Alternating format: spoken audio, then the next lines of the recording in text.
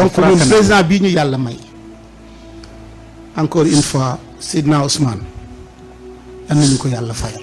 amiin yaa rabbi. parce que nit ku feesee nii ak valeur Diomaye nii bu dul woon Sonko fu ñu koy découvrir. dana doon jafe de. bu dul woon président Ousmane Sonko fan la ñuy xamee nit ku mel nii moo tax Sonko ñun mënuñu ko fay li mu ñu defal dafa baree bari ba kenn xamul nu mu. néew na nag mu juum ci tànneef musuma gis mu juumee si tànneef de. waa ji sëñ bi kii dama ne ñaari barki yi ñoo ko topp barakatul Qur'an ak barakatu xubbu rasulillah. sallallahu alayhi wa sallam.